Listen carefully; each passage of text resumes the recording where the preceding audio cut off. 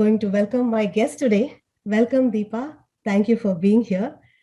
Uh, Deepa is an Indian American writer and a poet who enjoys exploring how ancient wisdom can inform and enhance modern life. Her fiction, poetry, and essays have appeared in over 30 literary journals and anthologies, including Literary Hub, New York Quarterly, and the Indianapolis Review. She recently completed her first novel and lives with her family in Indianapolis. Thank you, Deepa. I'm going to hand it over to you to get us started. Okay, well, thank you for that introduction. Are you all able to hear me? Yes?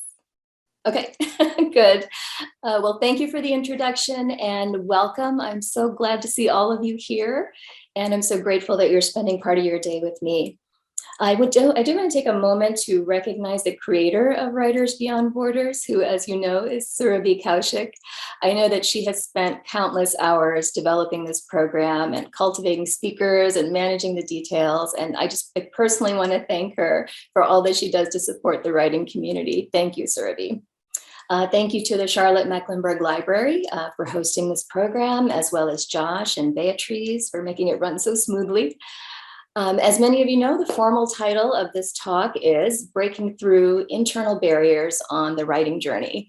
The not so formal title is How I Stopped Eating the Couch, Built a Sculpture of Jewels, and Finally Wrote My Novel. So hopefully that will add to the intrigue. The first half of this talk is geared toward really all writers, all artists, anyone who employs creativity in their work. There were so many things that were holding me back as a writer, and I'd like to share with you how breaking down words like failure and rejection and really reframing words like success really made me a much more creative and productive writer and a much, much happier one.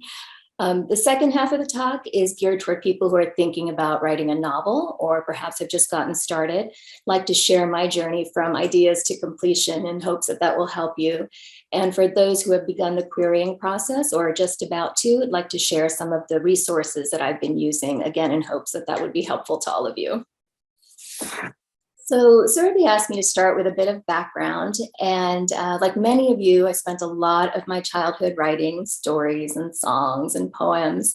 I wrote a lot of plays that I forced my younger cousins to act in, and they're still a little mad at me about that. As I got older, I continued with poetry and journaling. I majored in English literature, but at that point did not pursue creative writing as a career. I went to law school at the University of Chicago.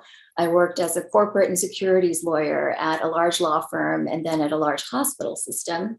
Took a detour into entrepreneurship, another detour into grant directorship. And always, ever since I started law school and over all of those years, there was this refrain that was always playing in my head, which is, I should be writing, I should be writing, I should be writing. And perhaps some of you are familiar with that refrain. It was this constant low-level dissatisfaction that was growing into frustration because there was something in me that really needed to get out, and I wasn't giving it the time and the space that it really needed. Now, some of you might be familiar with Elizabeth Gilbert's work on creativity, which is called Big Magic. And if you're not, I highly recommend it. She has this funny little analogy in the middle, and she says that having a creative mind is like owning a border collie. And if you don't keep the collie engaged and working, then it starts to go a little nuts and it starts to do some strange stuff to relieve its frustration, like chewing on the couch. So there I was eating my couch, metaphorically, and finally did what I needed to do. And in April 2016, I made this commitment to write and to make it a life priority. And then by extension, to share my writing and to put it out into the world in a systematic and methodical way. And I had a lot of energy around these commitments and a lot of excitement. And then I promptly hit a wall. I chose the first journal that I wanted to submit to. And as many of you know, since the 2010s, most submission processes have become electronic. So I uploaded my documents and I filled out my forms and I went to click the submit button and then I froze. And all of these fears started descending on me. And I had this fear of exposure. I felt like I was putting my heart out there and it just felt intolerably vulnerable. I feared that loss of control. I didn't know who on the other side was going to be reading it. Would they hate it? Would they laugh at it? Would they lose it? And of course, the big one was the fear of failure. I was entering territory where I could fail. And at all the times when I had gone to school and my career as a lawyer, I always knew that if I put a certain amount of time and effort, then success, as traditionally defined, would follow. And I was in a very different arena. And I kid you not, it took me almost an hour to click that submit button finally. And do you know what happened? It was rejected. It was rejected very quickly, as it turns out. And then I received another rejection and another and another, and a stream of rejections. And of course, intellectually, I knew that this is part of being a writer. I mean, you were going to get rejected, obviously, but I still had a lot of sadness and even dejection around it. I thought that, oh my gosh, I finally made this commitment. And, if I can't publish, then I'm not successful. What on earth am I even doing here? Why did I start down this path? And already I started writing less and less, and felt less and less inspiration around these commitments that I had made with so much excitement. Now, fortunately for me, this is when I began working with a writing coach named Ann Croker, who offered me the practical advice I needed in a way that was so compassionate and encouraging. She has a variety of coaching resources, website, podcast, classes at anncroker.com. Kroeker. And just so you know, I will make a list of every resource that I mention in this talk and send it to Survey. So it will go out to all of you. So don't worry about catching every detail. Anne suggested to me gently and firmly that I really needed to be examining how I was looking at those rejections. And she thought that I needed to perceive them differently. And she thought that maybe doing something tangible would help me to do that. And she had a lot of different ideas. One of them was to get a board of wood, and every time I got a rejection, to hammer a nail into it, get some of that frustration out. I went to a hobby store and I looked around and finally decided I would buy a big glass fishbowl and little packets of gems that looked like pearls and diamonds, plastic, of course. And every time I got a rejection, I would toss a gem into that fishbowl. And slowly over time, I watched this pile of gems grow, and it took on more and more meaning for me. I felt like I was building this living, growing sculpture of jewels. And it was this reminder on my desk that I was building something beautiful, completely independent of being accepted into journals. I wonder if Josh would mind posting the photograph of my fishbowl of gems. He's got a second. Yes, let me bring it up real quick and share my screen again.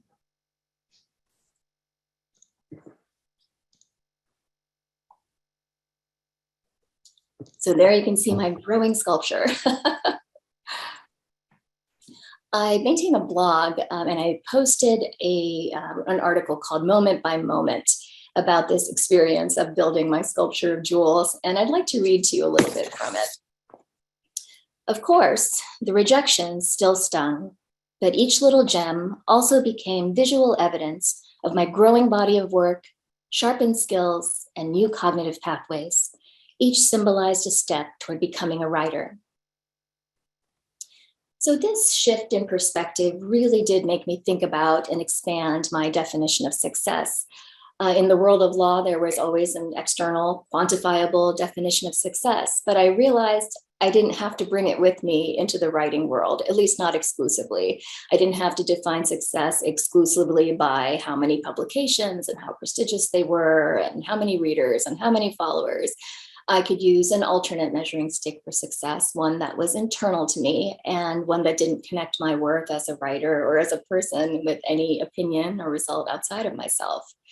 And this really gave me a tremendous feeling of freedom as a writer. It really helped me progress as a writer, I think. I feel like my inner compass really woke up and I started to write with greater authenticity in a way that was closer and closer to my own truth. When I looked at my writing to date, I realized I was very placating in the way I wrote. I was very worried about the opinions of others, very worried about offending. And I began to write differently. Also, I had a willingness, I think, to share more fully, to share my past experiences, my culture, the beliefs that I had, and also to try some new formats and some new forms. I attempted an Indian form of poetry called a ghazal, which ended up being published in several places and used as an example in How to Write a Form Poem by Tanya Runyon. I tried some Japanese forms like haiku and haibun. I tried some hybrid forms like prose poetry, and even engaged in some genres that I never thought I could even, try. And that was short fiction, which seemed impossible to me, but it gave me the space to just give it a try and, see what happened, even if I fell on my face. And one thing that has become really fascinating to me about the writing journey is how much it interweaves with and informs my personal journey, my journey as a person. I'm going to read a little bit more from the blog. Nowadays, one jewel might represent my greater resilience. Another might represent my increasing tolerance for my own vulnerability. Another, my ability to hear my inner voice more clearly. And another, a budding connection to the source of all things. And as the days unfold, this sculpture on my desk, this accumulation of my moments and shifts and lessons on this human journey, continues to grow and gleam with color and light. What was interesting to me is that as the acceptances and prizes did come over time, I think that this reframing really helped me keep perspective.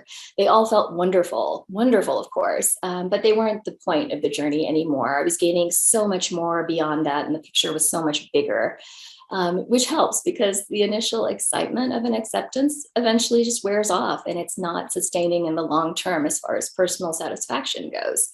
I felt this shift from thinking of writing as this career path that I was taking to it being a calling and my way of entering the world and finding meaning in it.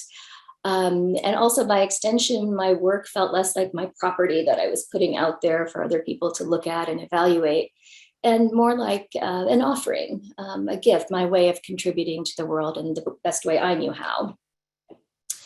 So I'm hoping that some of the things I've talked about have resonated with you. And if so, I'd like to offer some reflections, some journaling exercises.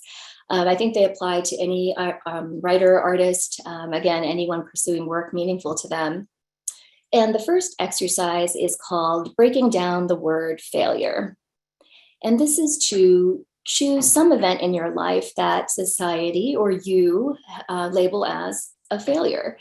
And then to list everything that it taught you about yourself and really any good that came out of it at all. And I think you will be surprised at how long that list is. If I may offer an example from my own life, when I detoured out of law into entrepreneurship, it was to launch a gourmet tea label. And I loved doing it. I loved learning about blending and flavors and tasting and branding. And it was just a wonderful venture for me. But I reached a point some years later where it was, go big or go home. And I had to think about whether this was what I wanted to do for the next 5, 10, 15 years. And I decided I didn't. I decided to walk away. And even though it was my choice, it always had a feeling of failure about it. It always kind of dogged my steps. And fortunately, I have a wonderful friend named Amy Rickles, who is an executive coach. So I have the good fortune of being able to tap into her wisdom in that area. And she's the one who suggested this exercise to me. And I was indeed surprised. I realized I had just gained innumerable skills and experiences. And importantly, it helped me detour out of the law and try something new, a path that was creative and that made me feel a lot of joy. And satisfaction. So the word failure just didn't fit the circumstances anymore. And I think that was a wonderful exercise for me to do. And whatever anyone told me about that venture, my inner compass was telling me what was real for me. A second journaling exercise is expanding and reframing the word success. And that is to ask yourself this question. If you lived in a world where there was nowhere to submit, and nothing that could be quantified, no possibility of acceptance or rejections or readers or followers, my guess is you still would be a writer and you would still write. And if that were the case, what would be success for you? And this is, again, a journaling exercise. We talked about some of it before with my fishbowl experience, the resilience and the self-knowledge and joy and courage. And of course, those words may be different for you. And to just keep it next to you while you're writing is a good reminder. Of course, keeping this perspective needs a bit of maintenance, remembering that your creativity is separated from the result, staying unblocked. Some things that have helped me that I'd like to share with you. Julia Cameron's The Artist's Way, it's well known to many writers, contains daily and weekly exercises over a 12-week period, and are wonderful to get in touch with just uninhibited creativity. And I've gone back to actually revisit some of those exercises to get back in touch with that. Writing Down the Bones by Natalie Goldberg is a similar type of book. I mentioned to you Big Magic by Elizabeth Gilbert, which I consult repeatedly when I feel my priorities slipping.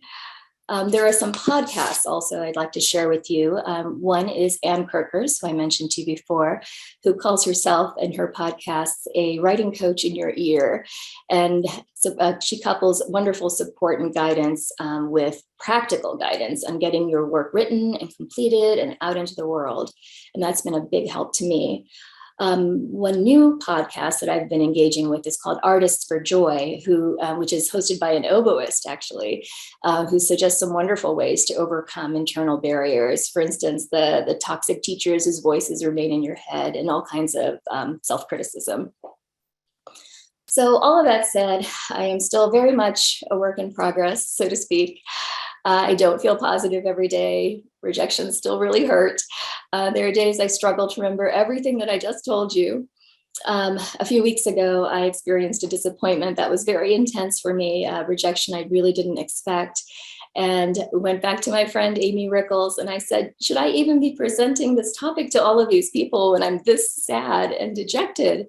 And she said, yes, of course you should. She said, it's a process. We're all in it. It's okay to share from where you are. So I thank you for letting me do that. I know that some of you are here because of my recent blog post, which was called Finding My Voice. And I do want to share with you that post felt so personal to me. And I felt so exposed after writing it and publishing it that I was actually nauseated for the rest of the day. And I want to tell you what the response was. People were so kind and so supportive and encouraging. And after having that experience, I feel like my definition of success has expanded even further to include connection, connecting with you in a way that was real and genuine and honest. So thank you also for letting me do that. So that brings me to my most recent part of the writing journey, and that is completing a novel. It's something I wanted to do my entire life, but without all of these steps beforehand, I'm not sure I would have attempted it. Each time I feel braver and start a new project or bigger project, I do feel like I'm contending with the same issues all over again. Now that I'm seeking publication, I feel like I'm hovering my hand above the submit button again. But I do think that the baseline to which I return is different and better than it used to be. And I know that my definition of success has changed because if somebody from the future came to me right now and said, this book never gets published, sorry, I know I would still do it. And I know it would still be worth it.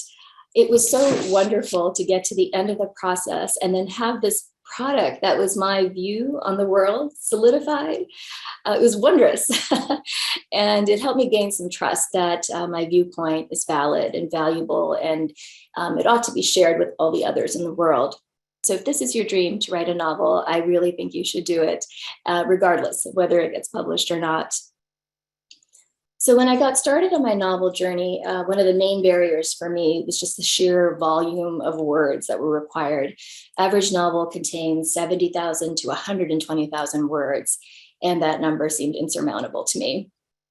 And luckily, I learned about Nanowrimo, which is an abbreviation for National Novel Writing Month, which is a nonprofit that brings together hundreds of thousands of writers in the month of November, and each one commits to writing a novel of 50,000 words. And when I participated that year, the energy of all of those writers coming together to complete a novel was palpable. And there was so much support, community support and blog support and swag and local community gatherings. It really did help me get to that finish line. And when I saw that, oh, I can get a story of 50,000 words on the page, it really did help me pass that barrier. Of course, those 50,000 words were nowhere close at that point to being a completed novel. And the next journey was, of course, to go through several versions of it. So one thing I needed to do and understand was structuring a novel. And I had to spend some time learning that. A couple of books that really helped me and perhaps will help you as well. James Scott Bell writes a book called Write Your Novel from the Middle. And he anchors the book from the center and then structures the novel around that. I found that tool to be helpful. K.M. Weiland has a variety of resources under the umbrella helping writers become authors. And she had some wonderful outlining tools that were a big help to me. When I was brainstorming, I used big rolls of butcher paper that I spread out, on the floor sometimes or on my desk, colored pens to try and map things out. When I got to the writing process, I used a tool called Scrivener, which was a scene-driven program, made it very easy to rearrange scenes, had note card functions, synced across devices, helped me collect research and notes in one place. Highly recommend that. As I progressed through multiple versions, in the middle, I did consult a developmental editor to make sure that my structure was on track and coming together. I engaged beta readers at various points and asked them, okay, when you read, what questions are coming up for you? What doesn't make sense? And then I incorporated their feedback into the next version. Of course, motivation was hard from beginning to end. I found that I worked best under time constraints. So I scheduled 30-minute blocks in my calendar, just depending on whatever else is going on in my day. And sometimes it would be 4 blocks, 6 blocks, 8 blocks of 30 minutes. But knowing that I could stop after 30 minutes helped me to keep going. When I really needed a kick in the butt, there is a book I read called War of Art. And there's a shortened version, abbreviated version called Do the Work. And that's by Stephen Pressfield. And he talks about very effectively pushing through resistance, particularly when you're in the middle of your novel, which he calls the belly of the beast. And now I understand why. A couple of things I wish I had done. I wish I had gotten involved with a critique group of writers, of novel writers from the beginning. I really think that having their feedback all along would have been a little bit more efficient for me rather than continuing to produce new versions of the novel. I think I could have incorporated feedback as I went along. The other thing is, and this is something I feel like I'm doing now and I wish I had done earlier, I wish I had gotten more of my friends involved with the struggles of beginning writing and starting the process rather than toward the end of the process, because they have been so wonderful. And I know that some of them are here joining me today and cheering me on, and I'm so grateful for them. I just want to give them a call out. So the road to publishing, of course, a very, very different universe from the writing universe. I am open to many and any avenues of publication. I am starting with the most traditional route, which is to query and locate an agent who will then locate a publisher. To understand this very different industry, I signed up for Publishers Marketplace, which is a website as well as a set of emails called Publishers Lunch. They have a free component as well as a paid component. And that helped me get a cognitive map for this industry, like what books are being published, who are the agents out there, who's making deals, and what kind of deals are they? This was a very new world for me. In order to research agents and locate agents, I used a couple of websites, Duotrope, as well as Poets and Writers. I also went directly to agency websites where they list the different agents and what they are representing. I know that there are people who will draft a query letter, a form query letter, and just sort of send it out to all the agents that they locate. I'm told that that is really not the way to do it, because any agent wants to know that, why me? Why are you querying me. So a lot of the research was figuring out, what do these people represent? Is it YA or adult? Is it genre fiction or is it literary fiction? And if it's genre fiction, perhaps it's romance or thriller. And obviously these agents would be very different. One wonderful tool that I found is called Manuscript Wishlist, which is actually a hashtag that started on Twitter, and it's hashtag MSWL. And I didn't realize how many agents are actually on Twitter, and it was very helpful to follow some of their conversations and to see if there would be a fit that way. When an agent has a very specific thing that they're looking for, they'll put that hashtag MSWL out there and say, MSWL, young adult science fiction set in Asia, or it would be, a thriller with magical realism with a BIPOC author. So these are good ways to hone in on people who might be interested in the novel that you've written.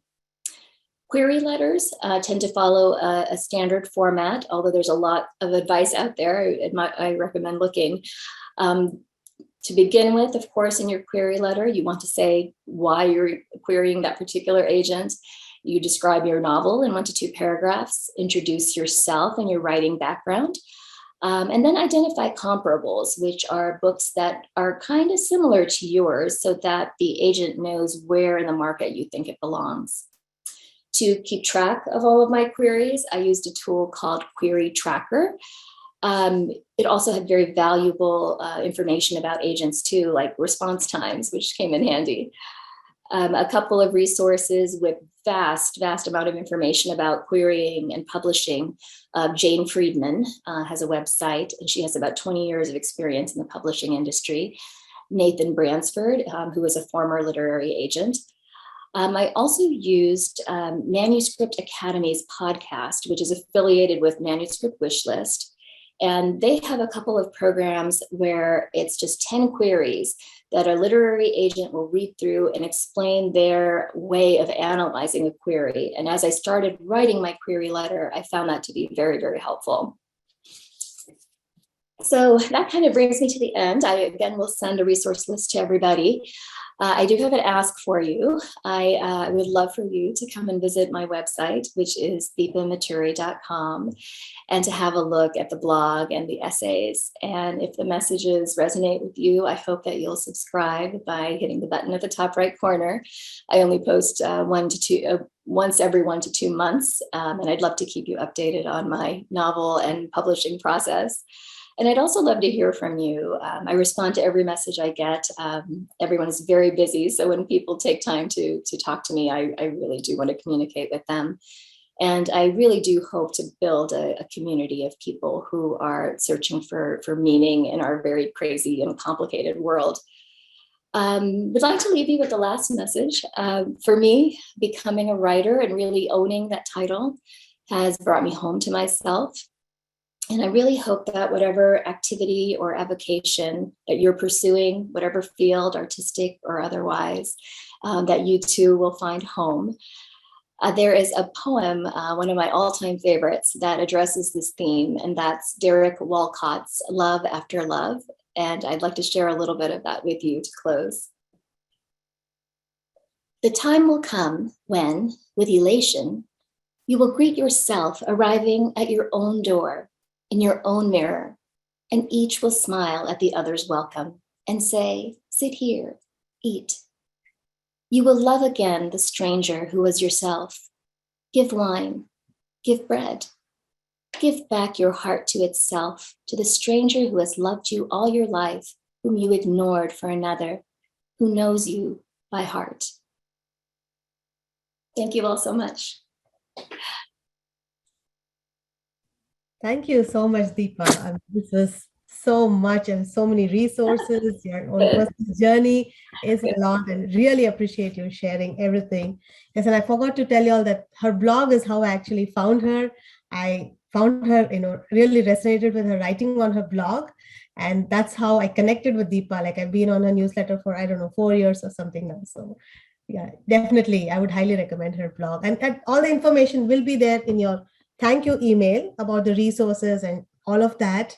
So before we go segue to the Q&A section, I like to take a group picture to share on social media and the author's website. So if you are able to and are willing to, please switch on your cameras. If you don't want to, that is perfectly all right. You don't have to. And Josh will take it for the photograph. All right, I'm gonna give you guys a countdown. Let's see here. All right, 1, 2, 3.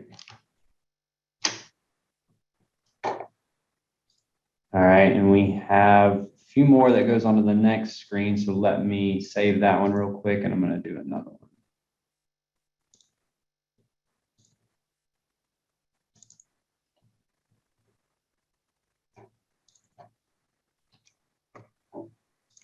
All right, let's see here. I'll give you another countdown.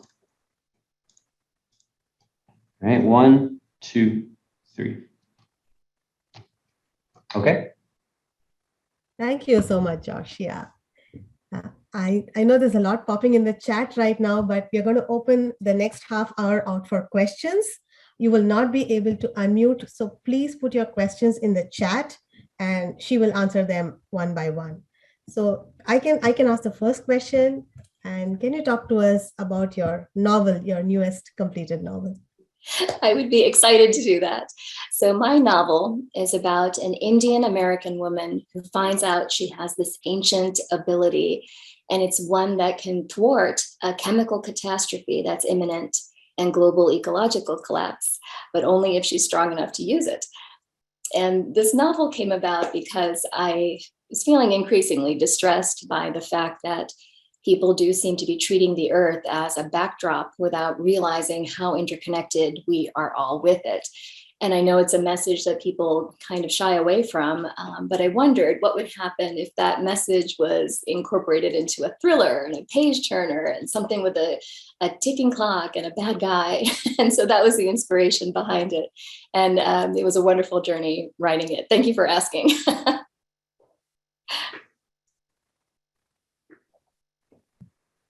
I know you talked to us about the writing process. So another question I always ask writers when I meet them is, do you have a sacred ritual? Do you have a specific time of day that you start, and do you have a ritual that goes with it? I would say I don't have a ritual, but I do schedule my blocks of time. I find that that's helpful. Otherwise, it's very easy to get distracted by laundry and, cleaning the house instead of actually doing what I need to do. So I would say that was my routine. One thing I do find when I'm having a hard time getting started is I've started watching like very funny videos or scenes from movies that I think are hilarious. And somehow that kind of frees up some creativity for me. Very interesting. I do see that Shashi has a question. Do you only write these days, or are you also pursuing other professions? I would say I primarily write these days. 75% of my time is work time is writing. I have always worked as a corporate counsel for my husband's medical office. So that involves a lot of contract review, employment contracts, research contracts. But I call myself a writer. I would say that is my primary time is devoted to that. Okay, yeah, and I don't know, it's always a risk you take if you're going to take up like writing a book as a full-time profession is my experience also. Like I always tell people, don't quit your job, not yet, not till you become. Do not quit your job. Do not quit your job. I say the same thing. Yeah, there's a question from Carol. Can you see that, Deepa? Let's see. Or I can read it to you. If you wouldn't mind, that would be great. Yeah, sure. She says, how long has your writing journey been?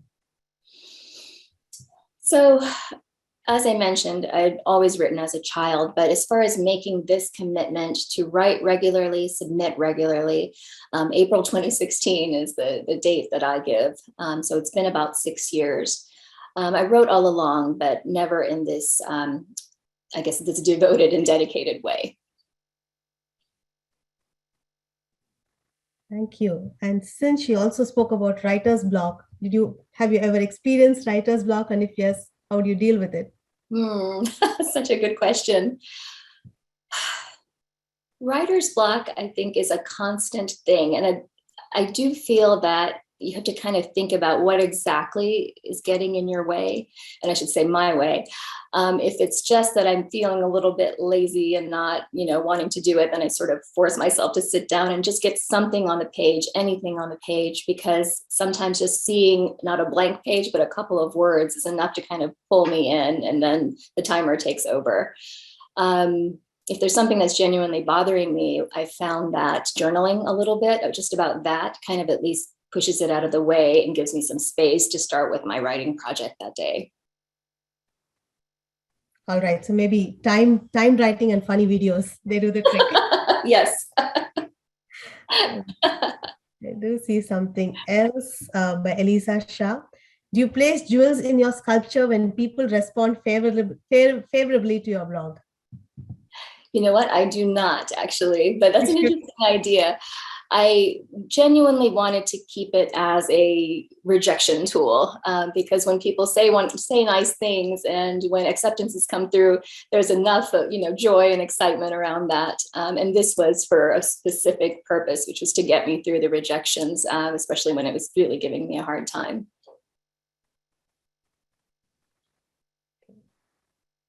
Hold on. What type or method of writing did you begin with your, early work? Like, for example, I'm following Natalie Goldberg's method. I think that I have always been a self-taught writer. I have used tools like Artist's Way and Natalie Goldberg, but oddly enough, or maybe not oddly, it's reading that actually gets me into a mode of writing as well. Oftentimes when I'm reading novels, ideas spark, and then I'll put it down and I'll actually go and do my own writing. So, perhaps that's a little bit of a loose process, but I think that that's mine. That combined with the timed writing seems to get me through. I hope that answers your question. She's nodding. She's saying yes. Yeah. Okay. Anne is asking, of all the writings you pursue, essay, short fiction, the novel, poetry, which feels like it will be a creative legacy? What a wonderful question. Love it. What a wonderful question, Anne. I always feel that first and foremost, I have been a poet. I feel that poetry has informed everything else that I've written.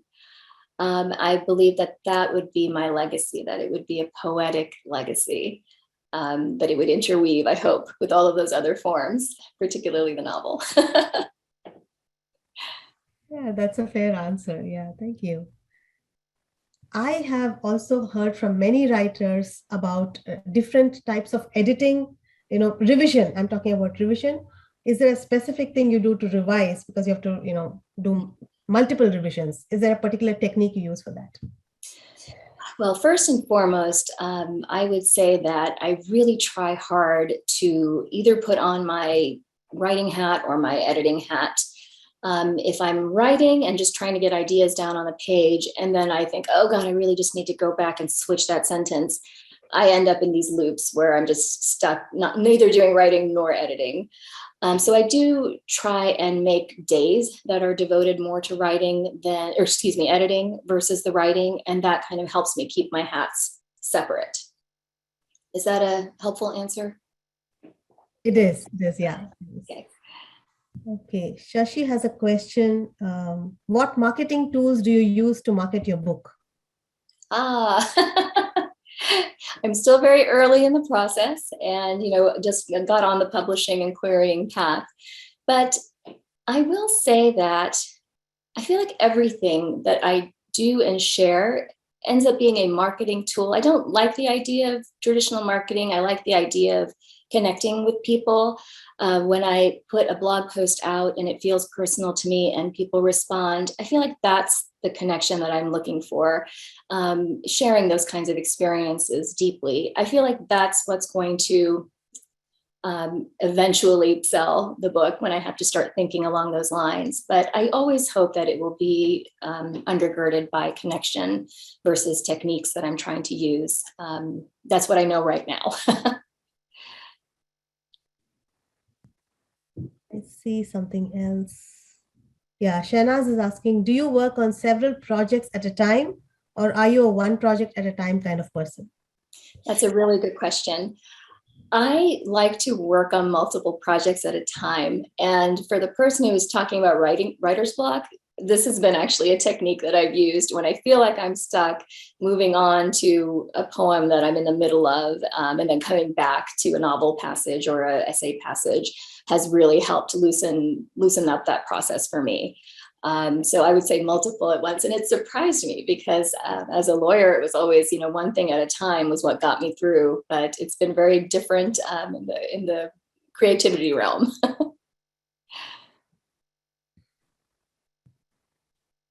Okay, Jessie is asking you, she has two questions. So I'm going to ask both, and I'm happy to repeat anything you want me to. Okay. Do you plan on recording your work as audiobooks? You have a lovely speaking voice, very song-like. So that's one question. And the other one is, how do you work through anxiety and fear when receiving criticism from someone not agreeing with your authentic voice? So the sound portion, thank you, what a lovely compliment. I do want to do audio, eventually when that time comes. I'm very open to that and excited about that. I do have audio on my website. I've recorded a number of different poems because based on presentations that I'd done in the past. So I decided to put those on my website as well. Sorry, the second part of the question was? I can read it again. She says, how do you work through anxiety and fear when receiving criticism for someone not agreeing with your authentic voice? Right. Always a difficult one. And certainly for me, I take things to heart. So if someone tells me, you know what, this doesn't make sense to me, or, that's very fluffy, that's very foolish, it hurts. It really does hurt. I find that the only way to combat that is to go back and look at the things that people have said that are positive, to go back to my wonderful group of friends and cheering section and say, help me. But I think relying on the support of others and relying on past positive words has helped me. I think especially because you did your, early on your published work, at least what I know about you is with your blogs. So you get a lot of responses over there. I know that I have responded there, and people connect with you on emails. I think that's kind of a good validation for a writer to just keep going. And, you can't ever keep everybody happy. That's what I always say. That is for sure. That is for sure. Can you hear me? I feel like my video is freezing. I'm able to hear you. Yeah, Marie is asking if she can have your website. Yeah, okay, Anne has already put that in. Thank you, Anne. And thank you, Anne. How do you determine the feedback is good or bad? I don't have an answer to that question. I feel like we're in the realm of ideas, right? So there's always going to be agreement or disagreement. I'm not sure that there's right and wrong out there. All I can do is see what I feel about a response. And you know how it is when somebody tells you something and it's genuinely a correct criticism, you know it. And you have to think about whether that's something you want to change or adjust for yourself in the future. And I think you similarly know when somebody's saying something that's just out of left field, or it's more about themselves really than it is about you. And I think that just takes some time to sort of develop that feel, but I think it's there. I think we know it internally.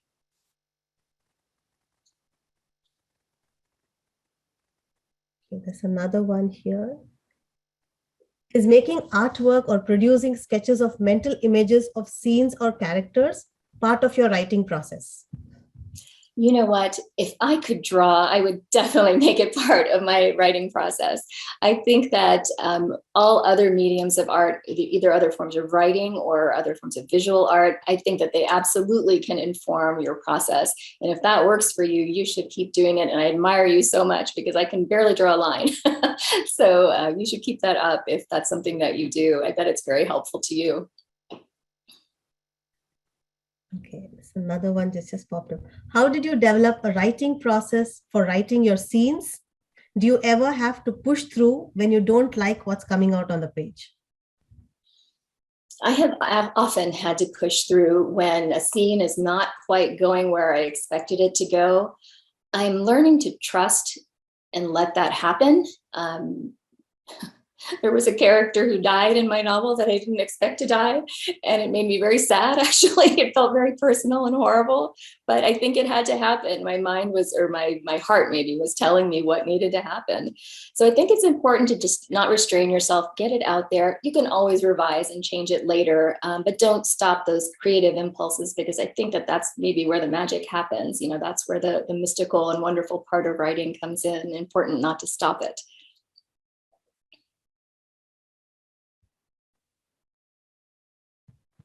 Do you plan to write for children in the future? Ooh, I would love to write for children. I know that it's a very different universe and different world. I would need to spend a little bit of time studying exactly how to employ that sort of economy of words. And I, of course, would need to employ an illustrator, since I can't draw. But I love that idea. If there was a concept that I really wanted to get across, I would love to explore that.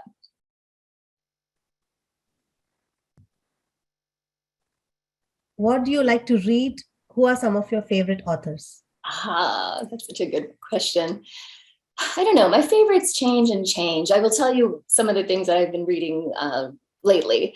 One of my favorites is called Bewilderment by Richard Powers, who is the Pulitzer Prize winner.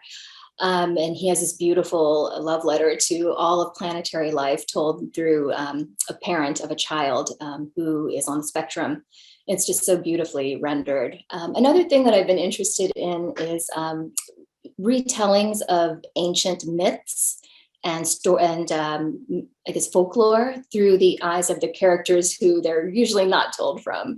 What I just finished reading was Chitra Divakaruni's Forest of Enchantments, which is the retelling of the Ramayana, an ancient Indian epic, through the eyes of Sita, who is the primary female character there, who's usually not given a voice.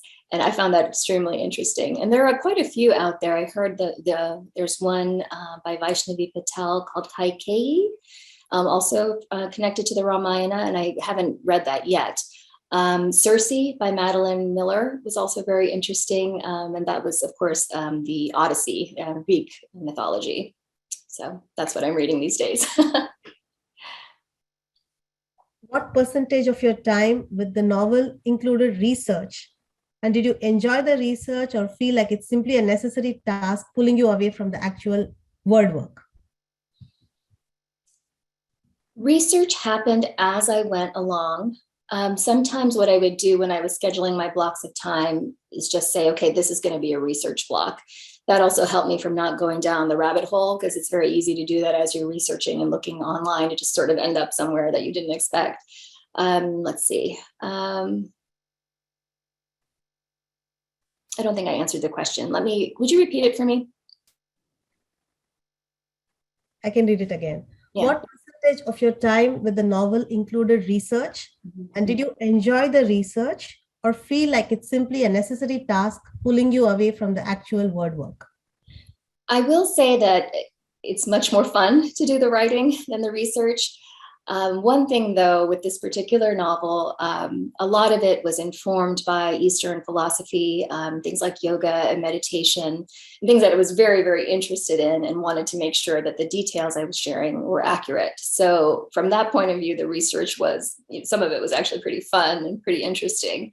But I can imagine that there are novels out there, historical novels, where some of that research might be a bit dry and difficult. Fortunately, it was not quite so much that way for me in this novel. Okay, that might be the last question we're able to take today, but thank you so much. Okay, there is a question from Gladys. Okay, I'm going to squeeze this in, Gladys. Okay, there are many more popping in, and we might have to end after that. So Gladys is asking, how do you protect your writing upon submission? Should all work have copyrights before submitting? Oh, you're asking me a legal question. So I'm seeing varying bits of information out there. really, when you write something, the copyright is yours, conceptually. There are people who will copyright something formally through the US government office before submitting it, but it should not be necessary. But please, that is a much more involved question that we should maybe talk about afterward. And it's something that everyone should research for him or herself. One more. Have you thought of your novel being portrayed in film? Wow, you guys are making me ambitious. I would love that. I had the fortunate experience of the beta readers who were engaging with my novel saying that they really did see the scenes as, action on a big screen. So that would be a dream come true. I would love that. And I can, thinking about the novel, see some of that, those action scenes, because it is a thriller and it's a page turner. So it is very scene driven, very action driven.